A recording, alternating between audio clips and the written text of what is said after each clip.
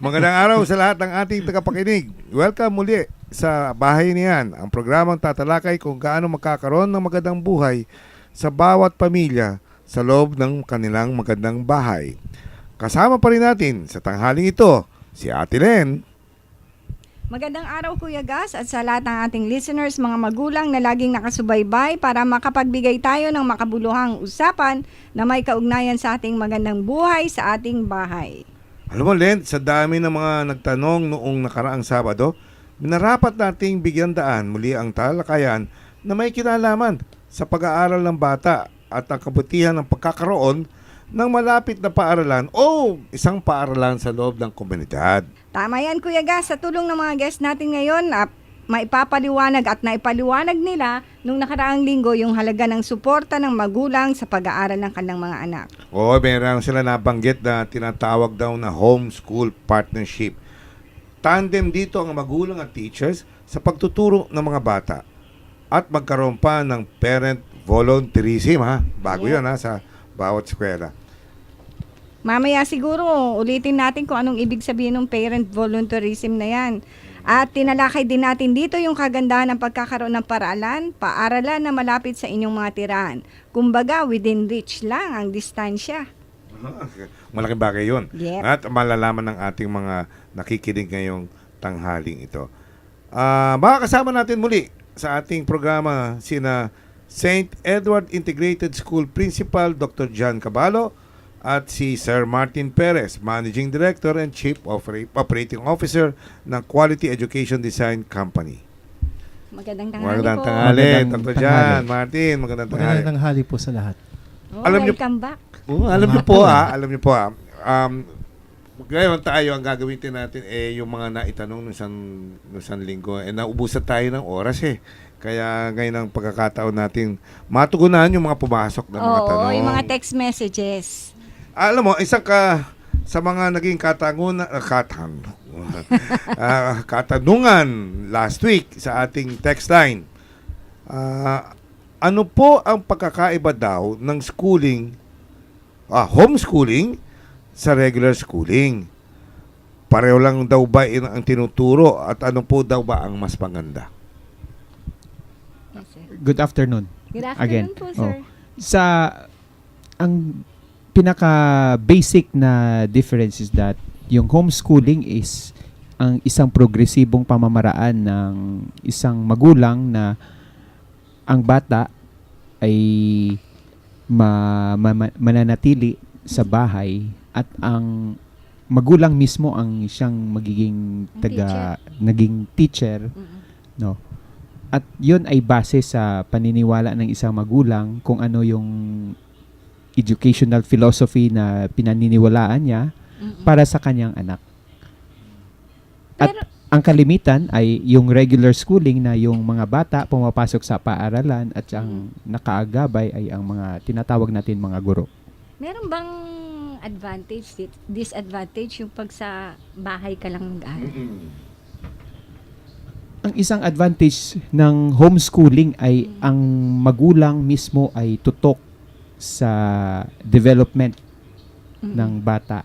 Kasi yung pag-design ng curriculum para sa anak nila ay very much involved ang isang magulang. Whereas, yung sa regular schooling na tinatawag natin ay yung kagandahan doon ay yung holistic development ng isang bata na nakakasalamuha yung ibang bata sa paaralan. So in other words, nadidevelop yung interpersonal and social skills ng isang bata sa paaralan. Pero pag sa isang community, merong malapit na school, sa tingin nyo kailangan pa yung homeschooling? Kasi para sa akin, sir, bakit ka pa naman mag-homeschooling kung Malapit na malapit ang lang naman paaralan. yung paaralan? Kaya nga, Diba? ang kagandahan noon nung isang paaralan na nasa komunidad ay magiging mas involved din ang mga magulang sa lahat ng mga activities ng kanilang mga anak sa paaralan. Ano ba, may karagdagan tanong to si Gina na pumasok. May depresya ba sa halaga? Cost of education, ang homeschooling sa regular schooling? Yun. Magandang hapon sa mga listeners. Ang madadagdag ko naman sa usapan tungkol sa homeschooling ay number one, actually kapag magulang ay nag-opt na mag-homeschool ng kanilang mga anak, there are dalawang primary reasons. First is, they want more control over the educational environment. Kumbaga gusto nilang makreate talaga yung environment na will cater to the interest of the child. Kumbaga, na talagang kung ang anak nila ay mahilig sa arts, mas dadamihan nila ang arts. Ang second primary reason po kung bakit nag-homeschool ay yung sa character side. For religious reasons, for mga values po ng magulang, gusto lang i-reinforce. And as far as yung cost po ay concerned, actually isang malaking misconception po ng homeschooling ay yung mas mura siya sa regular schooling. That's true. Kasi po pag homeschooling, bilang magulang, actually ang number one expense mo dyan ay yung oras. Homeschooling po requires a lot of commitment on the part of the parent. And ang igugol mo na oras dyan ay pag-aral ng curriculum, mag-brush up on content, gumawa ng mga activities para sa anak. At syempre, every now and then, kailangan mo rin mag-engage sa mga field trip, sa mga exposure trip, and of course, lahat po yun ay may karagdagang gastos din. Parang sinasabi mo, imbis na maghanap buhay ang isang magulang, Oo. Yes. Nandun oras na i-google nila sa paghahanap buhay, Yes. kailangan ilaan nila dito sa pagtuturo Yes. pagka homeschooling. Oo. O nga Yes. naman, ano ha? Yes. Actually, tama kayo, Gus. Ang ideal scenario ng isang homeschooling environment ay you have two parents. One is working, and according to the research, the mother is the one homeschooling. So yung nanay po ang full-time na guro, so to speak. Kailangan po may isang nagtatrabaho full-time in order to sustain po yung bahay. Pero pagdating sa instruction, kailangan may nakatutok din na full-time na parent. Ngayon, pag sa homeschooling ba, may qualification dapat ba ang isang Yung nanay magulang. para maging parang Teacher. pwede siyang Oo. magturo? Actually, meron po. Yung mga dumadaan sa homeschooling program can actually be accredited po sa DepEd, provided na ang magulang or ang nag-homeschool ay college graduate. So, meron pong mga requirements na ganyan. Oo. Graduate, okay. So, may mga guidelines po na pinasok ang DepEd para sa homeschooling. Ayun. Tapos kailangan pa rin niya mag-aral siya. Kahit Definitely, na, oo. definitely. Kasi actually, ang advantage po ng isang paaralan, ng isang school, ay syempre dahil maraming teachers, maraming students, ay may standards na sinusunod. Na ito po yung curriculum for grade 5, for grade 6. Samantalang po sa homeschooling, mas malaki ang responsibility ng magulang to make sure na yung standards ay ma-meet. Kasi isolated yung anak niya sa iba, so kailangan ma-monitor niya kung anong ginagawa ng ibang 10-year-old, ibang 11-year-old para makuha ng anak nila yung same education na nakukuha ng regular students. Tapos meron pa isang, Len, ano ha, isang katotohanan nito. Hirap na nga ang magulang magdisiplina. Diba? Ay, totoo na nga, di ba? At a certain age, yung mga kulitan. Yes. Ano pa kaya yun? Tuturuan mo pa siya, no? Dinidisiplina mo na, tuturuan mo pa. Siguro maraming challenges nga. Maraming challenges, pero kontrolado mo yung anak mo. Alam mo, makikilala mo yung anak mo kung ano siya talaga, di ba? Usually kasi magulang hindi na nila kilala yung anak nila pag medyo Tama yun. oo. Pero parang sinasabi nila, hindi pwedeng, basta gusto mong mag-homeschooling, ikaw ang nanay, kaya Hindi ka lahat ba? pwede. Hindi pwede lahat. Ayun ang sinasabi nila, Dr. Ang John at Di Martin. ang isang elemento ng homeschooling again is that yung bahay ay naging isang paaralan na Oo. lahat na sa paligid ng bahay ay naging Pati instructional environment, material din. kailangan Ah, sinasimulate oo. mo din ng Yes. parang, Tama. you know, yung environment niya para ding eskwelahan. Like kung ang lesson nila sa science is on experiment, so yung lahat na nakikita ng bata sa bahay ay naging instructional material din ng magulang para sa bata. lalagyan mo rin ng blackboard, gano'n ha. Pero kanina natanong mo yung Kuya Gas yung sa gastos sa homeschooling ano. Curious lang ako, yung gastos naman sa community schools, kasi di ba maliit na school lang siya, hindi ba mahal? Oo nga. Ano ba description yun ng community school na binabanggit nyo na isang linggo? Na sa Sabado na ano ba yan? Malaki? Maliit? Di ba mahal by what magpaaral standard? sa community school? Baka naman yung pamasahe ko, natipid ko nga, pero ayun. Actually, ang significance po nga ng isang community school ay syempre since ang number one na mga pupunta sa school nito ay yung mga nasa paligid, syempre gusto mo na pati yung rate mo ay inclusive, kumbaga, na hindi ka nag-exclude ng mga tao na hindi kaya magbayad, so to speak. Kami po sa QED, sa Quality Education Design, ang aming pong proyekto ay isang tatawag namin na low-cost community school system.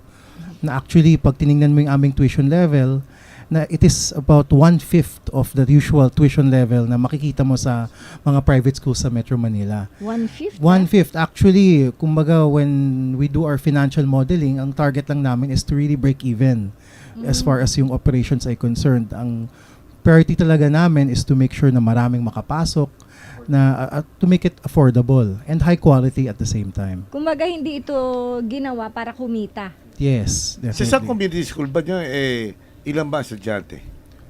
Ilalagay namin ngayon sa about 700 at the most, laki. about Ay, 800. Hindi Medyo maliit medium yun, size. Hindi Oo. maliit yun. Malaki, Hindi maliit hindi siya. maliit. Nasa, dun sa, anong pinag-uusapan natin din sa Lancaster, Yes. nasa anong grade, nakatapos na kayo ng grade 6, na elementary? Actually, Yeah, high school ngayon na. meron kaming isang school, siya pa ay isang integrated school. Meron na kaming matatapos na grade 10. Talaga? Okay, and then meron na rin grade 6 na mag-graduate ulit this coming okay. school year. At this coming 2015, June po, ay magbubukas kami ng 2 additional campus na community school na kinder to grade 6. Yun ang yun ang sa lahat ng eskwelahan ngayon. Huling graduation yan. Oo, huling graduation. Ng high school. Yes. Tama. 2 taon na walang graduation. Tama Ganon ang po yan. mangyayari. Pero paano po yung K-12? Hindi na Actually, kasama po yung Kasama pa K-12. Actually, isa sa mga features ng community schools Oo. ay sila po ay marami. They are relatively smaller schools po that are spread around the development. Okay. And yung school na St. Edward's Integrated School, kung saan po principal si Dr. John, ay by 2016 ito ay magiging isang high school that will cater grade 7 to grade 12. Okay, so kumbaga pag nakita nyo po, may isang school ka na malaki na 7 to 12, and then may smaller community schools ka na kinder to grade 6. Ayun. Papalaki pala ng papalaki. Papalaki pag po, yes. community school. Yun. Ang konsepto na sinasabi ata nila Len nakakalat yung mga grade school. Yes, Parang yes. ang nangyari, yun ang inilalapit sa mga Tama. tahanan, grupo ng Oo. tahanan. Kung tinatawag ata nila yun, para mga faces, ha? Right. Okay. Tapos, doon maglalagay sila ng grade school, yun ang marami. Tapos, magkakaroon din sa mga, parang isang lugar, naman nandun Na yung may kanilang high school. grade. Na may high Oh, school. na may high Ay, school. high school. Kaya yung graduate ng grade 6, Doon sila pupunta. tutuloy. Oo. Yes. Pero within yung sa lugar na yon. Within the development. Within the Yun- development okay. pa rin, ha? Yes, Okay. yes. Okay, talagang abot kamay lang. Yes, Oo. actually. Parang isang kembot mo lang, ando ka na sa Nasa school na ganyan. ulit. Opo, opo. Kuya Gas, ang oras na natin ay 15 minuto na lang at mag-aalauna na po ng hapon. Magpapakilala muna tayo ng ating himpilan. Okay. May tanong naman, no? Galing kay Carmen, ng Tagig, ano? Maganda, interesting to. Meron bang epekto kapag malapit ang bahay sa paaralan? Ang kanyang ginamit na halimbawa, pwede bang mas tama rin daw ba yung bata o sisipagin ba siya sa pagpasok? Isang rason na maraming bata ang nagda-drop out ng school ay ang lokasyon ng kanilang bahay na malayo sa bayan, sa paaralan. By kontra pala by yun. research, 'yun ang isang nagiging rason, no, ng mga bata bakit nagda-drop out sila. Whereas sa idea ng community school, malapit, in fact nasa loob lang ng isang komunidad ang paaralan. So there is really that high interest to have among our students na sisipagin para pumasok. At ang isang kahalagahan nito is that ang mga magulang ay nagiging mas involved sa mga lahat ng gawain sa paaralan. Alam mo, sang-ayon ako kay Dr. John. Mapapansin mo ba, pagka ang eskwela medyo hindi malapit sa inyo, maagang gumigising ang bata. Minsan hindi nakokompleto yung dapat ng oras ng Oo. pagtulog nila, no? Malamang yun ang nagiging dahilan, kaya katatama rin. O, Kung hindi ka man tatamarin, nakapasok ka nga, antok-antok ka naman sa loob ng eskwela. Siguro pa po yung isang advantage ng community school dahil pwedeng magkakapit bahay lang yung teacher sa yung estudyante. Tama, tsaka ma'am. Tama. Oo. It is possible na may mga guro na Oo. sa komunidad Oo. ay doon na rin magturo sa school. Oo. At yun ay may mga stories na tayo na sa school natin, sa St. Edward Integrated School, ang mga teachers mismo ay galing doon sa komunidad na doon na rin nagtuturo. Kaya Sa mas intimate yung relasyon nila sa mga estudyante. Pag hindi nakapasok si ganito, pwede nilang Mas puntahan. naging malakas ang pag-uugnayan ng Oo. guro at saka ng mga magulang kasi magkakapit bahay lang yung Sige, Martin. Kung may madadagdag lang din ako, actually kapag ang proximity po ng school at ng bahay ay napakaliit lamang, ang priority po namin as school designers ay yung pag-create ng sense of community na very important since malapit lang naman yung bahay ay the parents are can help out sa school. Actually, part po yun ng design that they can help out as staff, as coaches. At ang belief namin is, kahit ano namang school yan, ay may mga batang tatamarin kapag hindi exciting ang kanilang ginagawa at kanilang pinag-aaralan. Actually, one of our inspirations po is when we go to rural places. Ako po dati nung pumunta sa Palawan, halimbawa, nakita ko talaga yung konsepto ng community school in a rural area na meron kong paaralan with a garden na maaga gumigising ang mga bata at bago magsimula ang klase ay nagtetend ng garden, naghahalaman. And then it's part of the lesson pagdating nila sa loob ng silid-aralan Parang for conservative science. pa yung ganyan yung mga panahon namin eh. Parang Yung ganun nga garden, po. oo. So ibabalik namin something like that sa Oo. community schools na very accessible sa mga bata at sa bahay yung paaralan. May nabanggit sila, ha? Gusto ko sanang sundan yun. Exciting. Dapat Yes. daw Yes. exciting. Yes. So, masasabi nyo ba, paano nyo masasabi? Like, ang St. Edward sa Lancaster, exciting ba yan?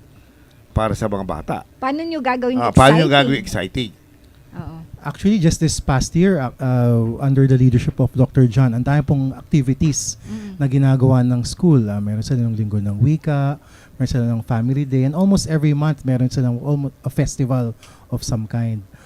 But moving forward, one of the things po na gusto talaga namin gawin para sa mga bata is to introduce a culture of project-based learning. Kumbaga, learning by doing. Project-based learning. Paano ba yun? Paano ba yan? Actually, kaming nilan eh. Okay. Parang Siguro, No, di lang sige, tayo tayo lang yan, no? Sige, Ay, para- mga sa tagapakinig Oo. natin, project-based learning. Oo. Okay. Para mapaliwanag yung project-based, siguro simula tayo sa kung anong nakasanayan na natin. Na sa mga traditional na paaralan ay meron kang textbook, meron kang fixed hours, meron kang lecture mula sa iyong guro at meron kayong quiz at test. So usually ganun po yung rhythm ng isang klase. Samantalang sa project-based, mas open. Kumbaga, you learn by doing. Halimbawa ay ang lesson mo sa grade school ay photosynthesis o kung paano kumakain ng halaman, so to speak, paano sila kumukuha ng energy mula sa araw. At usually bago ka mag-lecture, you let the children explore, kumbaga, na dinadala ang mga bata sa hardin at mag-observe ng iba't ibang klaseng halaman, and then from their observation, kukunin ngayon ng guro ang kanilang insight o bakit may halaman na green, bakit may halaman na medyo madilaw, and then from there, doon nila ipapasok ngayon yung konsepto. So that's just one example of learning by doing. parang practical. Very na practical Parang po. sinasabi, di sila mag-i-spoon feed sa bata. Yes. Bayaan nila yung mga bata ang makadiscover ng aral, no? Ha? Ganyan ba ang ibig sabihin ng project-based ganyan yung learning? aming gustong mindset na mapasok eventually. At ang end goal po namin sana ay yung mga bata ay maging independent. Di tulad po ng maraming bata ngayon na umaasa na lamang sa pag-tutor o ng magulang o ng other party, but to learn on their own by themselves. Minsan, alam mo, may mga magulang, pag narinig yung word yung maging independent, na-allergy.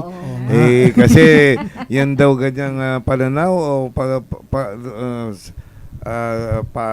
pagsasaisip, parang sa Amerika lang daw yan, tuturuan mo. Paano natin mababalance yan sa kultura ng Pilipino, no? talaga isang concern yan ng mga parents sa ngayon na medyo kakaiba at saka bago yung ginagawa natin na we train students to become independent, no? Na ang lahat na ginagawa ng mga bata ay dapat sa paaralan lang. Ngayon nalilesen yung mga project, mga homework na na ina-assign sa mga bata at gagawin sa bahay na hindi naman yung mga bata ang gumagawa.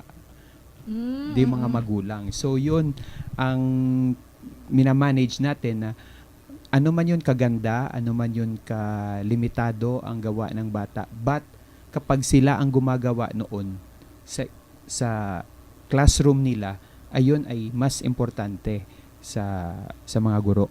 Kasi minsan ang agab-agab ng ating magulang, pagka narinig yung salitang independent ba, baka sagutin na sila, ganyan. Mas marami na kaming alam sa... alam niyo po ba yun, di ba? Baka So, paano nyo? Oo, yun pala yun. Magdudunong-dunugan. Magdudunong-dunugan. Paano nyo babalansin yan? In fact, mas authentic ang Dunong nila. mas authentic ang assessment kung Oo. ang bata talaga yung gumagawa sa loob ng classroom. So ang pinaka-importante is that mismo ang mga estudyante ang nag-express, nagma-manifest ng evidences ng kanilang natututo sa mga iba't ibang subjects. Parang tinutulungan nyo silang mag-isip. Ang Diba? teacher ay naging facilitator Oo. na lang. Oo. At yung big picture naman po, if we want to see kung bakit mahalaga yung maging independent thinker ang bata. Independent thinker pala. Yun, Yes, hindi yes. na independent na hindi mo na kailangan ng Oo. nanay mo. Oo. Okay, para malinaw, para sa nakikinig sa atin, Oo. ang tinutukoy pala nila yung maging independent thinker. Okay. Right.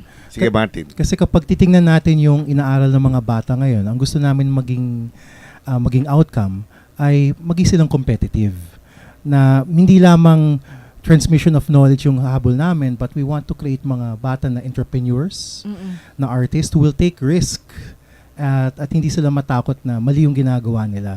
So in that sense, yun po yung ibig namin sabihin when we say independent, na they're willing to stake, kumbaga, to magtaya sa kanilang ideya at paniniwala.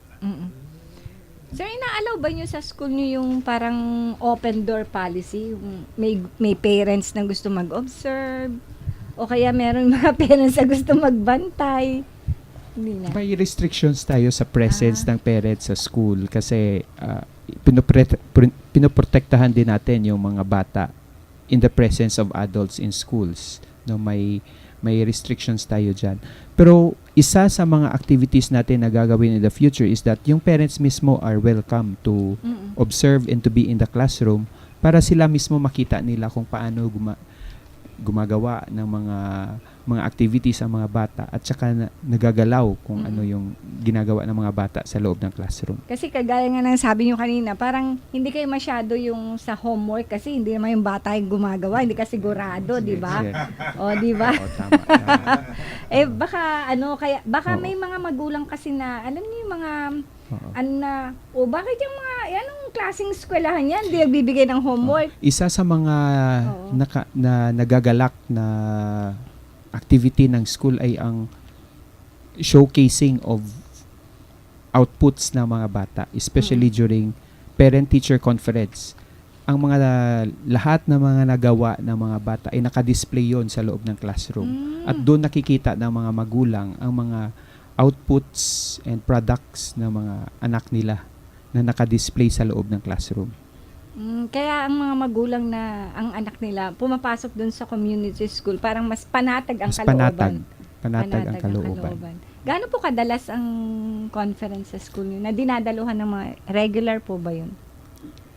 4 quarters. Oo. Sa isang school year, may 4 tayo na quarters.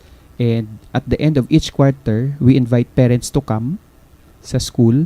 At doon, nadidiscuss ng mga parents at ng mga guro ang development ng kanilang mga anak sa paaralan. Na ang school niyo po nagsasagawa din ng mga house visits, ganun. Kasi, iba community lang yun. Within community, halimbawa, isang mas mabigat na yung problema ng batang to, Isa sa mga measures yan na importanteng gagawin ng school. Pero sa isang community school na katulad natin, ang mga parents are very close to the school. Oo. Kaya yung follow-up, yung Madali communication, mas madali. Mabilis. Oo, mas Oo. madaling tawagan Oo. ang parent kasi nandun lang sa neighborhood Oo. na pumunta ng school. At yun ang kagandahan na na-experience ng St. Edward ngayon, na hindi mahirap tawagin ang atensyon ng Oo. isang magulang kung may konting problema ang mga anak nila sa school. Alam mo, nabanggit din na isang linggo yung bagay tungkol sa parents volunteerism. Kasi nasabi mo, Oo. mas pwede bang magkaroon ng parang home visit o talakayan ng isang magulang. Tsaka, kung may parents volunteerism, tama ba intindi namin yan? Yung magulang, may gagawing aktibidad o trabaho ba? O ano bang ibig sabihin ng parents volunteerism niya? Programa. At siya may natural na kalakaran ng ibang eskwela o pili lang ang mga gumagawa niyan? Actually, yung sa parent volunteer program po na ginagawa namin sa St. Edward's, ito po ay connected sa aming goal of building communities na tinatawag. Na banggit ko nga kanina, since malapit lang ang paaralan doon sa residences, ay very important na magkaroon sila ng sense of community. Now, ang mga paaralan, in general, may kanya-kanya silang mga initiatives. In education, tawag namin dito the homeschool partnership, yung relasyon ng bahay at ng paaralan. At different schools po, iba-ibang approach. May iba na consultation lamang at may iba na very in-depth, may mga training pa para sa mga magulang and all that. Okay, so anong gagawin nila dito sa meron na ba kayong mga nakalinyang programa na Right. gagawin? Like, anong pwede lang gawin pag sinabi nag-volunteer sila? Actually, yung sa St. Edward's, ang ginawa namin doon is yung parent volunteers ay may mga committees. So halimbawa, mayroon silang committee on family ministry na tumutulong sila sa pag-conduct ng mga parent education, community involvement. Then meron silang special events, meron ding sports. Actually, one of the things po na we encourage ay yung mga magulang na may sport or naging player sa isang team ay tumulong at maging coach. So these are the things po na... Di ba meron kay national player kanyo Yes, na magulang? meron. Anong- Asian Games. Asian Talaga? Games, na oo. rower Oo, na anong sports? He was in volleyball and rowing. So dalawa po sila at sila ngayon ay tumutulong sa mga sports programs ng mga bata. Maganda So, yun, maganda yun. So sila, ano siya, as coach ha? parang coach and resource person. Ano ito, TY? Well, volunteer naman. Volunteer nga, no? Kamusta O naman, po yung- volunteer na. Oo. Aasa pa ng ano, di Wala ba? kahit Oo token. nga naman, no? Syempre, one of the things that we're looking, Thank you lang. siguro in the future, we're planning to something like a recognition for the parents, at least to give them a token or Para an awarding ganahan, for ano? the best volunteers. Hindi naman pala So, TY. yeah. May recognition, di ba? Kumusta po yung pagtanggap? Maraming nagvo-volunteer. Actually, very successful po yung program, definitely. And since malapit lang po nga yung paaralan sa bahay, then napakalakas po yung sense of community because of the program. Alam mo, talagang napakabilis lang ng 30 minutos. So, Oo alam mo, nga, meron sila no? na naman nabanggit sana mapag-usapan natin ng medyo. Pero siguro sa susunod na pagkakataon, maganda rin pag-usapan yung family ministry, no? Oo nga. Parang hindi ito. Awa ko, sa bang eskwelahan. Babalikin mo na naman sila. Sabi na, TY daw. Tinitiway mo na kasi Kuya Gas eh. Anyways, bigyan natin sila ng pagkakataon, Kuya Gas, na magbigay uli ng mga huling payo, pangungusap, mag-invite sa inyong Sir Thank John. you. Thank you again, Ate Len, Kuya Gas, for giving us the opportunity. Sa mga taga Lancaster, New City, we are inviting you to visit our school. Sa mga pamilya natin dyan na nasa different villages ng Lancaster, New City, we can also visit the school's Facebook account. Just type St. Edward Integrated School. And kung may mga inquiries, mag-email lang at cis.edu.ph@gmail.com. At thank you ulit, Ate Len at Kuya Gas, sa invitation na kami bumalik dito. At sabi nga ni Dr. John, for those who want to learn more about St. Edward's Integrated School, nandun po yung kanilang Facebook at email. At kami naman po ay from Quality Education Design Company, no? And we we specialize in the management and operation of schools. And one of the things that we are doing is a community school system in Lancaster, New City, which is a integrated school system where you have kinder to grade 6 and grade 7 to grade 12 in their high schools. So we were going to roll out about 2 campuses a year at we hope to see you there. Thank you. Maraming salamat, Dr. Jan, Martin. Sa susunod na Sabado, ay abangan naman po ninyo ang isa pang kapanapanabik na talakayan. Ano kaya ang pakiramdam kung ikaw ay nakatira sa isang kompletong komunidad? Wow, maganda yan. Sa susunod na Sabado po, samahan niyo po uli kami dito sa bahay niyan, 12:30 to 1 po ng hapon, at sa isa pang talakayan na para magkaroon po tayo ng magandang buhay sa magandang bahay. Ako po si Len Aguirre. Ito po ang bahay niyan. Ako po si Gas Leonardo na nag-iiwan sa inyo ng magandang buhay sa magandang bahay.